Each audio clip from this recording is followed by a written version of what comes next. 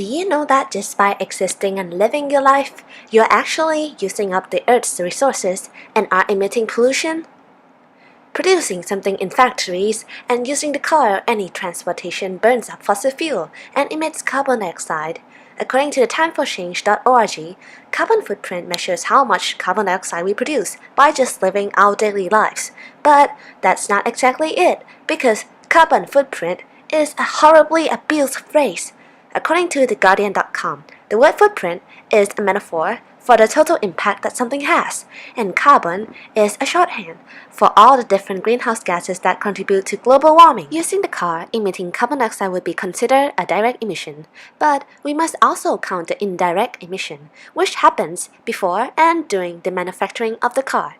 Calculating the carbon footprint is not an easy task. Therefore, I won't be doing the maths, but will be giving you examples and scenarios.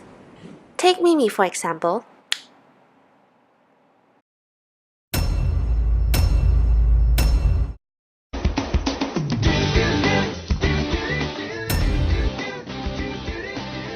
Laptops include internal and external parts, which may include microphones, LCD screen, CPU, RAM, motherboard, hard drive, keyboard, battery, etc. More than 100 different operations go into the construction of a laptop. Flat panel display glass are also produced using the float glass process. Manufacturing doors, including the following lines: frame assembly, layup, press, processing, sampling, coating, and packaging lines. Let's not even talk about how a watch is made or how a doorknob is manufactured. Now look at what we have here. Plastic, papers, metal. Wait, I'm not even done here. Okay, never mind. Moving on. Now look what we have here. Laptop. We didn't even include mobile phones.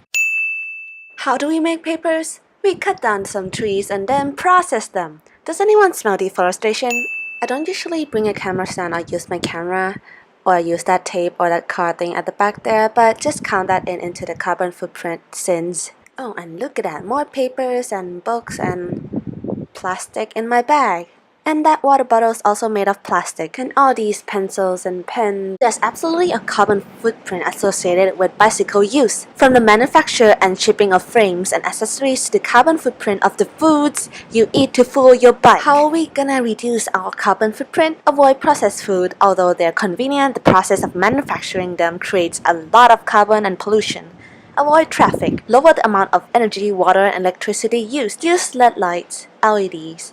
They consume as little as 10% of the electricity of traditional bulbs. Take the public transportation instead of your own car. If not, just carpool. And there are actually many more things you can do to reduce carbon footprint. These are just examples.